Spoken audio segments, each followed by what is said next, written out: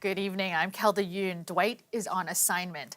If your daily commute takes you on the Line 2 subway, chances are pretty high you've been put on a shuttle bus today. A fire which broke out yesterday afternoon near Islington subway station is still causing a major disruption, forcing the closure of Line 2 between Kipling and Jane stations. And the TTC says it could last for days. Ali Chiasson has those details.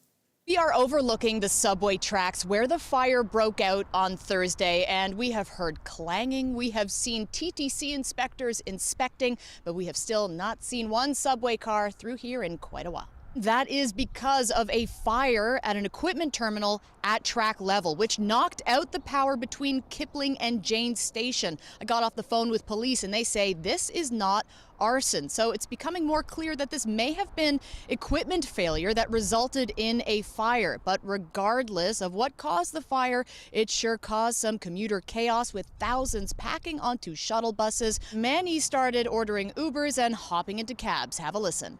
I'm in a rush and I gotta get to work by 9, so that's the only reason. I had another, I think, 45 minutes. So it was really something, especially in the morning, right? The one time I take the subway in about 3 years and then it's down, so that kind of sucks. The repair work could take 2 to 3 days. Here's TTC spokesperson Stuart Green. We're actually thinking that at least for the balance of today, we're going to have this Kipling to Jane closure. Could be the entire weekend. We could be looking into early next week. We're running shuttle buses, but they're running along Bloor. There are about 60 of them, and they are in mixed traffic. So they're probably going to be moving slower than usual. Since this isn't a police investigation, the TTC repair crews can focus on just repairing the signals and getting the subway trains moving along Line 2. For the rest of the weekend, you may want to consider Jane Station as the new end of the line and plan your trip into town from there. Ali Chiasson, CBC News, Toronto. Meantime, East End service was disrupted for a few hours this afternoon due to a police investigation. Our Dale Manukduk is at Sherbourne subway station where everything started. Dale's service was shut down across several stations. That's right, Kel. The service was shut down from St. George to Woodbine stations. The TTC says it had to shut down that big stretch because those are the only two stations where trains can do turnarounds while avoiding Sherbourne. But that's all in the past now. People are happy because the subway station reopened at around 3:45. I'll show you the moment that happened. You can see some cheers, perhaps hear them from some anxious, eager commuters who are waiting for that police tape to be lifted so they can avoid taking another shuttle bus. So just to confirm, regular service has resumed from St. George to Woodbine stations. And as you mentioned, this was all due to a police investigation. Police reporting that around noon, a man had assaulted a woman at track level. He then fled from police, jumping onto those tracks himself. He sustained some injuries and was taken to hospital. So that's what triggered the closure. It caught some commuters off guard. You can only imagine, Kelda, that if somebody had to get from one end of the city to the other, they would have had to get on a shuttle bus, get off that shuttle bus, take a train, get off that train, come back to the street level and get on another shuttle bus. So that could take hours to get to your destination. The TTC acknowledging the multiple service interruptions today, posting to X an apology to frustrated riders. I spoke to some myself. Here's what they had to say. Well, I understand that there's some situations that are not left in control, but it's still kind of disappointing. You have to wait long time. It always happens when it's like peak hour. We're trying to get home from work or going to work, which is kind of annoying, but I mean, we're just left having to just deal with it. There's always something going on, either line 2 or line 1. So, I mean, yeah, it has lost its credibility for sure as a dependable and reliable way of getting to different places of the city. Now, usually, Kelda, the province's Special Investigations Unit would get involved. The SIU investigates anytime somebody is seriously injured during an interaction with police, but the injuries that the man sustained weren't serious enough to meet that threshold. Thus, no reason for an SIU investigation. That's why they were able to reopen this subway station. So that takes care of one of the major disruptions on Line 2 today, but we know that that other one at the west end of the Bloor Danforth line could take several more days. We'll send it back to you. Yeah, definitely a lot of headaches for commuters today. Thanks so much, Dale. That's our Dale Manukduk live for us tonight. The OPP say they're investigating an officer's actions after a video posted online showed a police officer appearing to agree with protesters outside an event with Prime Minister Justin Trudeau. Kate McKenna reports. He's already here. Do you know where he'll be coming out? He came in this way and then just U'd in, so. An Ontario provincial police officer sharing details about the Prime Minister's movements Thursday at an event in Alliston, Ontario, with a protester. Probably come back out. Do me a favor? Yeah. I'm on board with you guys. Yeah. But just no profanity. CBC News reached out to the officer but didn't receive a reply. In the video, he's heard repeatedly agreeing with what the protester says. I'm pretty sure, especially with the catch and release program and officers getting shot for guys that are already out on violent crimes. That's Not too many ridiculous. people are with It's Justin absolutely Trudeau ridiculous. at this. The video spread online, prompting questions about whether police should be sharing political opinions and whether he compromised the Prime Minister's safety. He's expressed his own personal opinions on a certain matter to obtain favor with the demonstrators, and that's inappropriate for a police officer to do that. You have to remain neutral. And he's also potentially compromised operational information. Now, I don't know if it was obvious where the PM went in or out, but he also disclosed the fact that where the PM actually drove in. The OPP says it's reviewing what happened. The video has raised concerns about professionalism and depicts opinions that are not in line with the OPP's values. The Prime Minister says he won't comment on security measures. I think it's important to emphasize and understand that the right to protest is really important. In a democracy, your freedom to disagree with the government is something we perhaps take for granted here in Canada. The RCMP wouldn't comment on this specific incident, but says it's continuously reviewing the measures in place to protect the Prime Minister. Kate McKenna, CBC News, Ottawa. An 11-year-old boy is suffering life-threatening injuries after being struck by a transport truck in Etobicoke this morning.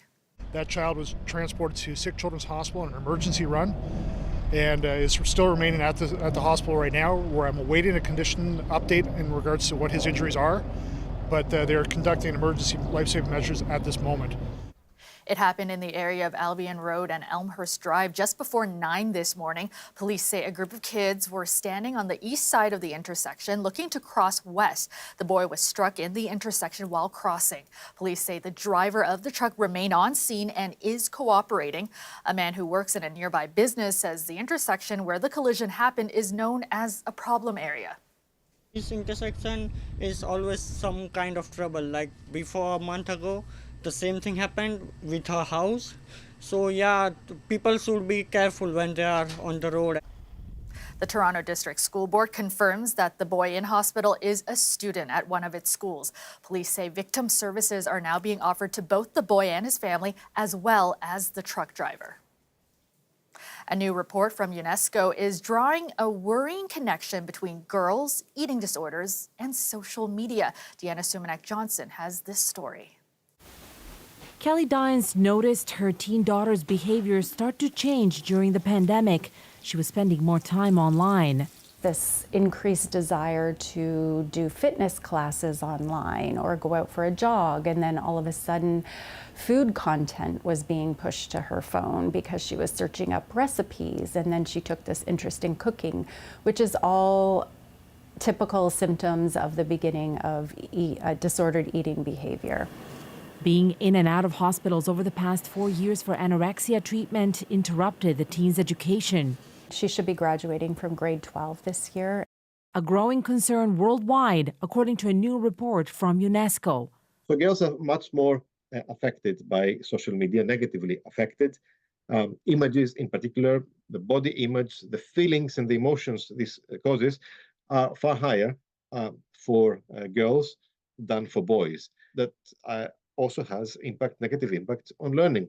The latest report pulls together existing studies, including World Health Organization's report that found teen girls' mental health is under greater strain than that of boys, and Facebook's own research that says 32% of teenage girls said that when they felt bad about their bodies, Instagram made them feel worse, a trend doctors have been noting for years. There are certain gender norms and certain stereotypes that are inherent in our society that are magnified in these algorithms and on social media.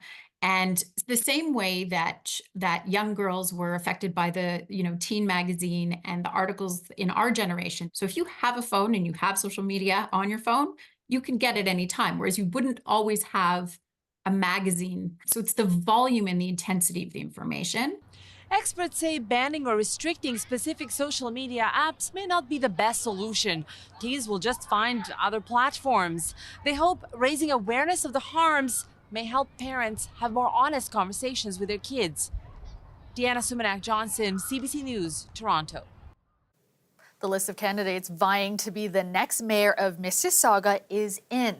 The nomination window closed this afternoon with 20 contenders now officially in the running. Tyler Cheese takes a look.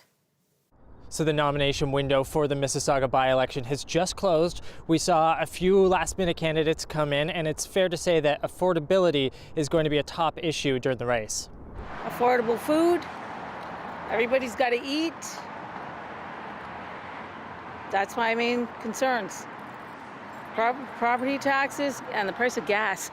Imran Hassan got his paperwork in just before today's deadline and is now officially running for the vacant city council seat in Ward 5. He says the city needs to come together with other levels of government to find a solution to the affordability crisis. Sadly, what we're hearing about is people aren't able to, make their payments for rent, and if that's the case, then they're not able to put food on the table. The CEO of Mississauga's largest food bank says it's been breaking records continuously for months. We used to see 19,000 individuals a year, and now we are seeing 19,000 individuals a month. And so we're at a place now where 8% of the city of Mississauga is now using a food bank. Recent polls put former city councillor Carolyn Parrish and sitting councillors Deepika Demirla and Alvin Tejo in the lead for the mayoral race. So how are they looking to address the affordability issue? Top priority is housing. I think it's everybody's top priority right across the country now, so it's certainly mine. We've got a lot of land in Mississauga zoned office. Nobody's building offices anymore, so what we could do there is rezone that mixed use. It's not enough to just build more homes. We need to manage the growth. We need to build neighborhoods, and that means making sure we build more transit, making sure that we focus as much of the new growth, the new homes, as much as is possible along transit lines so that our city continues to be livable. We're going to do everything that we can to help people get more money in their pocket. What we can do is we can freeze taxes for the next 2 years in order to help them get several $100s back in their pockets so they can afford the things that they need for daily life. Mississauga residents have until June 10th to hear what all the candidates have to say before casting their votes. Tyler Cheese, CBC News, Mississauga. It's not quite beach weather today, but Mayor Olivia Chow was out at Woodbine Beach this morning. Now, she was at the bathing station to open up beach and park bathroom facilities for the season. Greg Ross has more. Oh, yes, here we are. The mayor was the first this season to fill her water bottle at the recently activated Woodbine bathing station. It normally opens in May, but this year the city was able to get a head start. April has been warmer, so it allows us to open it a bit earlier. In fact, 80% of the city's outdoor public washrooms are now open. The majority of them are not winterized, meaning water has to be turned off in the colder months to keep pipes from freezing. Mayor Chow says city staff are hard at work opening the remaining washrooms and other outdoor facilities. And when you factor in all the washrooms, water fountains, splash pads, wading pools, and outdoor pools across 1,500 parks, that's a lot of work. This was welcome news for people who have already been out enjoying the city's public spaces. After a good 30-minute walk, to have these stuff available, sometimes I even forget my water bottle, so having a fountain right there is definitely important to me. There's a lot of people who are here on the weekends. A lot of people play volleyball. If the weather's nice, it's going to be pretty active. And with these open, then people will use the facilities. It'll be a lot cleaner. This is now open. The mayor says it's also good news for people who live near these public spaces where it's now legal to consume alcohol. It's very important because one of the complaints of the local neighbors is if the bathroom is not open and if people are drinking a lot of beer, it's a problem. The mayor says in addition to opening facilities earlier than usual, the city is also using an added $20 million in the budget for Parks and Recreation to make other improvements. They include repairs where needed and fresh coats of paint. Greg Ross, CBC News, Toronto. Welcome back. This weekend, racers of all ages will be lacing up for the Bum Run, an event to raise money and awareness for colon cancer. Shannon Martin meets the doctor who started this annual run more than a decade ago.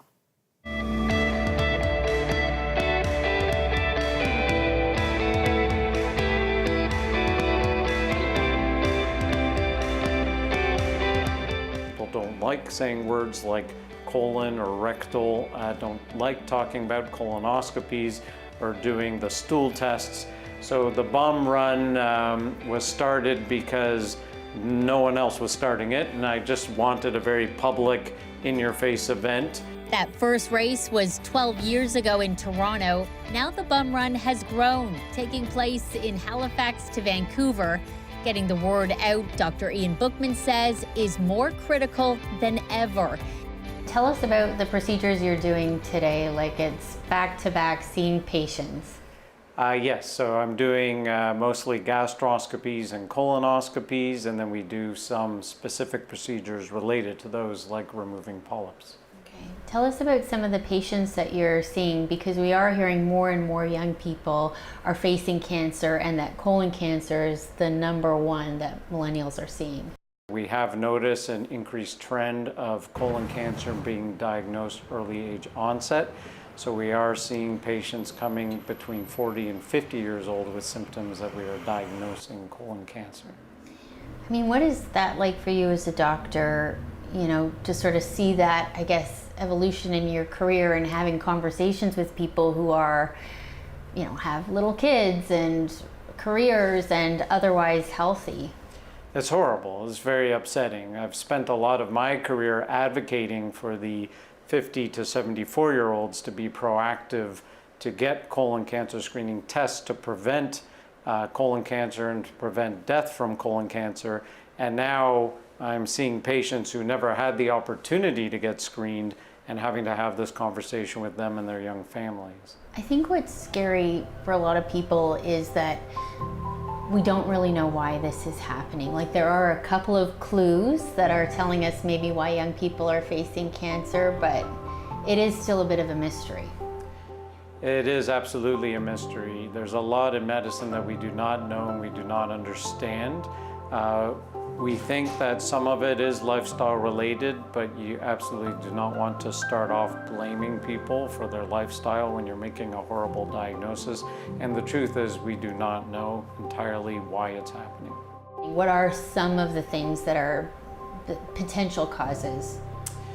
Well, for example, more processed food seems to be more common in the diet, especially younger people. Less fruits and vegetables, less fiber, which can be associated with lowering the risk of colon cancer if you have high amounts of those foods in your diet. If detected and treated early, 9 out of 10 people diagnosed with colon cancer can be cured. But Colorectal Cancer Canada says young people are often diagnosed at a later stage because they aren't getting screened, and doctors don't necessarily suspect cancer to develop at a young age. With rates rising among young people, the United States lowered the age for routine colonoscopies from 50 to 45. The moment I got diagnosed, I collapsed from within. Hamilton rapper Bishop Brigante is using his voice to push for change. His petition with thousands of signatures was recently presented at Queen's Park. Lowering the age criteria for colonoscopy testing to save lives. Whereas colorectal cancer is the leading cause of death for men, and early detection is crucial for successful treatment. Do you think Ontario needs to rethink some of the screening around colon cancer? I think Ontario is rethinking. I think it's an ongoing evaluation of the data. The people behind Ontario Health that help put together and publish a lot of the screening recommendations are very data focused.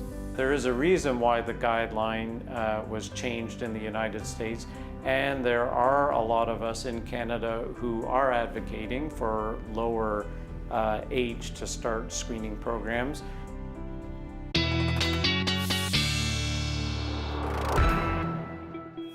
Important cause. And for those, Colette, who are running on Sunday, maybe shorts and a rain jacket. Yeah, I mean, changing a tire is going to be the case. But yeah, shorts because of the heat and humidity that we are talking about. So let's kind of walk you through what the conditions are going to be. I think sometimes the phrase weather whiplash maybe gets overused, but this is really one case where we had a frost advisory this morning, the last 2 mornings, and now we're talking about humidex values by the time we get to Sunday. So those current temperatures were at 12, 9 for Hamilton, but you can see where the temperatures are warmer here into southwestern Ontario. So they already had a nice day today, although they're still in the easterly wind like we are. And once that changes, it really changes what's happening with the air mass and the feel of the air mass.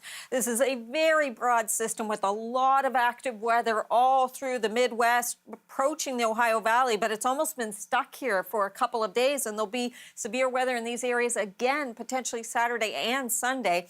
All these areas here looking at severe thunderstorm watches and some embedded tornado warnings, the area you see in red too. So all kinds of active weather. What do we get? Well, we get the clouds overnight tonight into the GTA, rain developing tomorrow morning. At times it will be heavy. If you're looking for the bright spots, how about perhaps tomorrow late afternoon into the early evening? There we get some sunshine and a dry sector. Keep in mind to the north, there will be more thunderstorm activity and the risk of it there into cottage country. Sorry about that.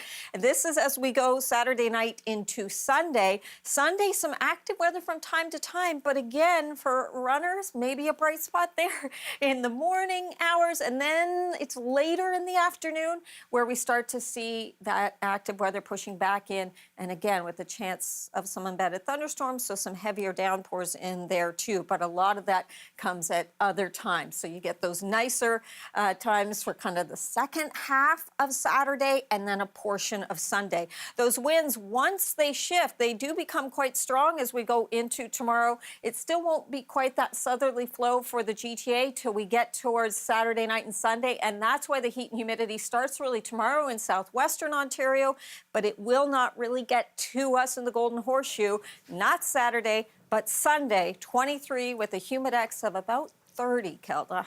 Oh my goodness. Thanks so much, Colette. You're welcome.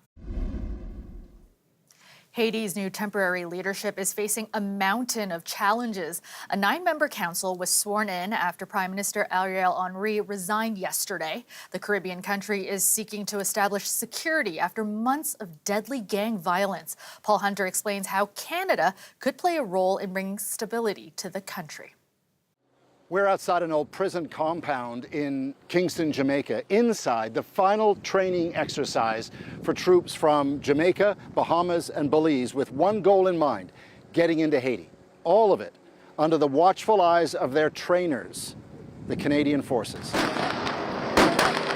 It's the culmination of 4 weeks of training under the guidance of Canadian forces, mostly from Valcartier, Quebec. Here, troops from Jamaica, Bahamas, and Belize, with weapons that look and sound real but carry no live ammunition, run through an exercise meant to simulate the kind of circumstance they'd likely find in Haiti, where paramilitary gangs have overrun the capital.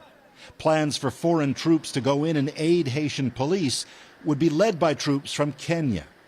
The month of training in Jamaica included a particular focus on, for example, field tactics and especially first aid in combat zones. Here, on this final day of training, Canadians kept careful watch. So too, military and government leaders from all countries involved. I mean, it has been phenomenal. I think it has demonstrated the Canadian government's very real commitment to ensuring that it is a part of creating change in Haiti. But, says Jamaica's foreign minister, more is needed from Canada and other countries before these troops could deploy alongside those from Kenya. But what we do need is the financial support and the equipment support from our larger developed countries to make sure that they are force effective when they deploy. And for the Caribbean troops, that's a key factor on timing. And so the question of when they'll go into Haiti remains unclear. The head of the Canadian contingent here told CBC for the moment, this work is done. Yes, I feel good about it. It is absolutely a tremendous commitment by Canada, and we delivered on that commitment. The work ahead is daunting. The hope is that the training here for those likely to go in perhaps soon will be a start. Paul Hunter, CBC News, Kingston, Jamaica. An Egyptian delegation is reportedly in Israel trying to restart Gaza truce talks. And in Washington, the White House says it senses momentum. Today's report, though, says there are no new Israeli offers. And yesterday, Hamas dismissed the most recent ones. It all comes amid signs Israel's long-promised Rafah assault could be imminent. Tanks were operating near the border yesterday. On Wednesday, reports said the military was ready, awaiting only the government's green. Aid groups have consistently said a Rafah offensive would spell humanitarian disaster. Air Canada is apologizing to the National Chief of the Assembly of First Nations after staff tried to stow her headdress in cargo before a flight this week. Cindy Woodhouse-Nepenak was boarding a plane from Montreal to Fredericton when she says she was forced to hand over the container holding her headdress. Karen Pauls has the latest. National Chief Cindy Woodhouse-Nepenak received this headdress New Year's Day, honoring her role in the historic $43 billion Indigenous Child Welfare Agreement. The eagle feathers blessed to support her in her travels and her challenges. It's like your child, like your baby. It's with you. It's part of you. Wednesday night was the first time she had problems traveling with it on a small Dash 8 plane from Montreal to Fredericton. They wanted to put it down below, and of course, it's got cultural significance to me. And, in that point, I was kind of stunned. After some heated discussion, the container was sent to cargo. Woodhouse-Nepenak held the headdress on her lap. She later posted about it on Facebook, prompting anger, outrage, and demands for an apology. Cindy felt, she was violated. She felt, a dagger through her heart. Leonard Weasel Traveler gifted the headdress to the National Chief on behalf of the Piikani Nation. He says items like this are sacred and need to be handled accordingly. Perhaps that was just a staff member doing their job and just not having this awareness. Prime Minister Justin Trudeau said it was an unacceptable mistake. It is an unfortunate situation that I hope is going to lead to a bit of learning, not just by Air Canada, but a lot of different institutions. In a statement, Air Canada says it has reached out directly to speak with National Chief Woodhouse-Nepenak to better understand and apologize for her experience. The case was difficult to carry in the cabin due to stowage space limitations. The headdress itself remained in the cabin with the chief. But the airline says it will review its policies to make sure special items like this can travel with the customer. Woodhouse-Nepenak and her headdress made it home. The National Chief says despite the disrespect and humiliation she felt, she's encouraged by the support from Indigenous and non-Indigenous Canadians, seeing it as a step towards reconciliation. Karen Pauls, CBC News, Winnipeg. The Sarnia, Ontario First Nation, currently plagued by air pollution concerns, today woke up to a state of emergency. First Nation officials announced it late yesterday, a week after urging action on pollution. Preliminary monitoring data indicate high levels. The First Nation blames a plastics chemical plant next door. That company is planning a temporary shutdown for maintenance. And as we head to break, here's a look at where the markets closed today. The TSX rose 84 points. The Dow climbed 154 points. The dollar traded up at just over 73 cents US. We'll be right back with another. A British auction house is selling two items this weekend from one of the world's most famous disasters, the sinking of the Titanic. A gold pocket watch was recovered from the body of John Jacob Astor, the richest man on board. Now, his son had it restored and eventually gave it away as a christening gift. And that watch will be up for auction this weekend, along with a violin bag that belonged to Wallace Hartley, Titanic's orchestra leader. Now, Hartley was one of the musicians who, as the Titanic's fate became clear, famously continued performing on the deck. The young killer whale trapped for more than a month in a BC lagoon is finally free. Quisa Hayes, or Little Hunter, had been bottlenecked by a sandbar. The local First Nations leading the rescue say the orca swam over it on her own this morning at high tide. Now, they say the team is ecstatic, although she still has to reach open ocean. The calf has been trapped in the lagoon since March 23rd when her pregnant mother was beached and died at low tide. The team is now encouraging her out towards the ocean, where it's hoped she will be able to reconnect with her family pod.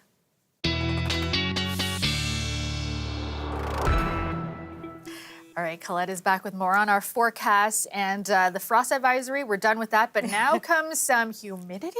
Yeah, now we're going to be sweating. So we go in the opposite direction. Yeah, that's right. We've got a day, there's a respite, and then it really comes into the GTA on Sunday. They'll be feeling it in southwestern Ontario, though, as soon as tomorrow. Our current temperatures look like this. We're actually holding on to some of the heat we've had, although that easterly flow will continue. And tonight, the low's just going to be down to about 7, so it's not that cool tonight, not down to freezing or close to it. But once we see these winds really changing direction, and for us, that's not till Saturday night into Sunday, where instead of an easterly component, they're going to be moving around to the south to southwest. That's going to start pumping in the heat, but also bringing up the dew points, the humidity. So we've had some high, thin cloud that's been moving in, still had the bright sky and still continue to, but the thicker cloud deck is back here, and that's moving our way too. So through the overnight hours, becoming primarily overcast as we get towards tomorrow morning, and then we get the first bout of rain moving through, and then we'll have periods of rain. But I want to show you that as we get to the later afternoon, we are likely to see a pocket of some nice conditions tomorrow, maybe a bit breezy, but still some nice conditions. There will be active weather to our north, some thunderstorm activity into cottage country. So be aware of that for those of you headed in that direction or watching from there. And then as we move into Sunday, there'll be another bout of rain and some thunderstorms coming through. And when you've got humid air, that's very buoyant air, so that helps to see these storms develop. In terms of the amount of rain, we're probably looking closer to 20 millimeters perhaps for the GTA, less for the Niagara region. And locally, it will pop up to 20 to 30 to the north or any areas where you get some of those downpours, okay? So tomorrow, hey, we're still just 14 degrees. It's as we get into Sunday, we see that temperature going up to 23. Humidex values coming up close to 30 and still mild if you check out those temperatures into next week. Still mild. I like the sound of that. Thanks so much, Colette. You're welcome. And that is our show for you tonight. Thanks for joining us. And a reminder, there will be no newscast at 11 due to NHL playoffs. We'll see you back here Monday at 6. Have a great night.